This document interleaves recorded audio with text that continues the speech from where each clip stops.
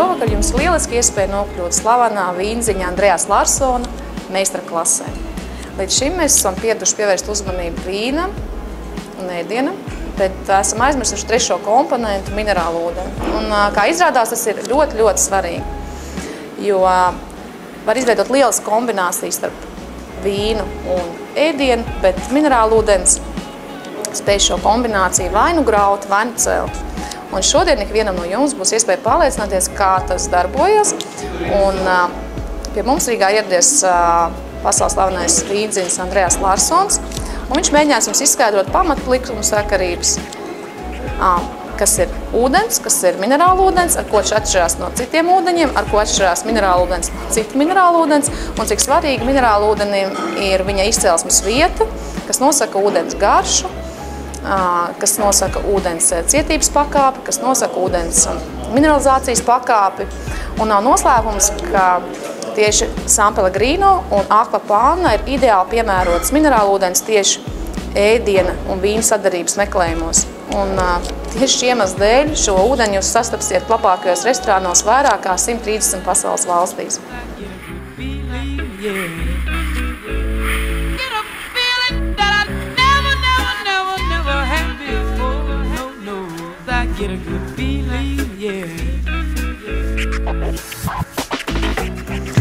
Un man gribētos pievērst uzmanību, ka arī ūdenim ir sava garša, arī ūdenim nereti ir smarža. Un runājot Andrejas Larsona vārdiem, gribētu jums atklāt 3 vienkāršākās likumsakarības. Respektīvi, šampanieti jūs dzerat ar negāzētu ūdeni, gāzētu minerālu ūdeni, respektīvi šampanieti ar Aquapannu, baltvīns ar Aquapannu un sarkanvīns ar gāzētu minerālu ūdeni, jeb šo San Pellegrino. Izmēģināsim, pārbaudīsim un baudīsim.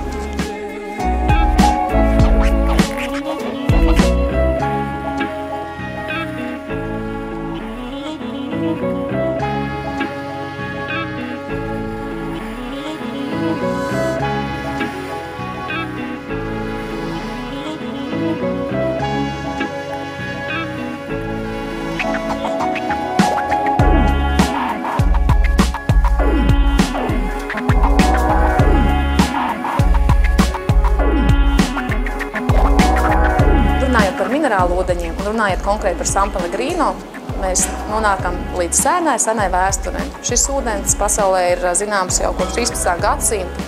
Un 15. gadsimtā Leonardo da Vinci bija nolēmis pētīt minerālu ūdeni un bija pievērsies tieši Alpu minerālu ūdeņiem.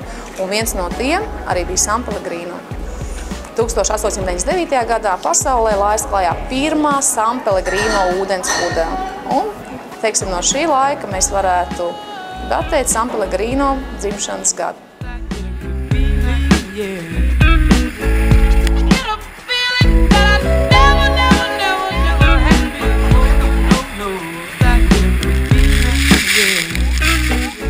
Hello, Andreas. Hello. Is it your first time here in Riga? My first time, and I would really love to come back to explore this beautiful city and its great restaurants. Yes, thank you. And I have just one question. So could you explain me, what is the largest difference or the main message about the wine and water matching? So, well, what is the most important? Water is the natural link between the food and the wine. It really releases flavor on the palate, it cleanses the palate. And we need to hydrate ourselves by drinking natural mineral water, which also partly it has the beneficial effect for our body, for our system. Partly it's also due to its taste and its structure, how it's capable of coping with a meal and enhancing flavor.